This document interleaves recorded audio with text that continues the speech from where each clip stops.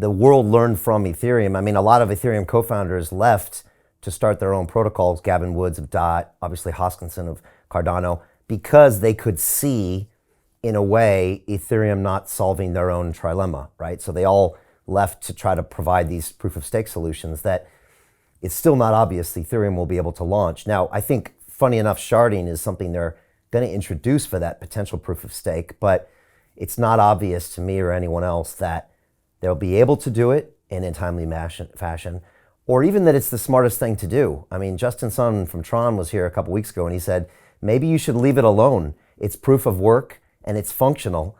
Maybe you should leave the proof of stakes to some other things. Now, that's a controversial statement. How do you think Ethereum should proceed? Just to put this point kind of to bed so we can move on to user experience. You know, do you think that they should try to push ahead and get this proof of stake out there? Obviously, the gas fees are a massive complaint. The biggest complaint I get from my students in the DeFi Academy are the gas fees. Like you said, the burger's $5, but the gas is 70, and it's very prohibitive. Just thoughts on kind of that Ethereum ecosystem before we move forward. Maybe they should just buy the Elrond technology. I mean, leaving this aside, I do believe that at this point, like most of the problems, everything they've been trying to do in some sense has been built.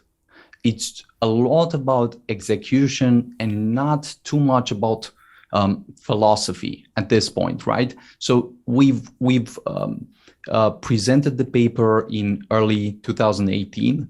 Now a lot of time has passed and it has been super difficult, super painful to move forward, find the solutions and build this technology.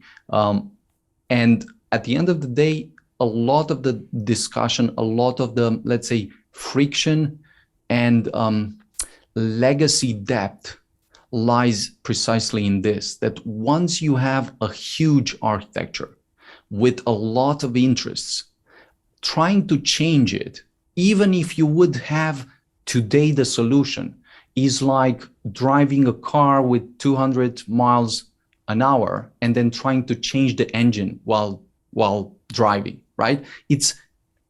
And it will be a huge pain. The simplest way to approach it, or let's say the way to make it less painful, is of course to create incentives. If the miners, if all the other people have incentives to move to this new technology, at that point at least you will have tailwind, not headwind.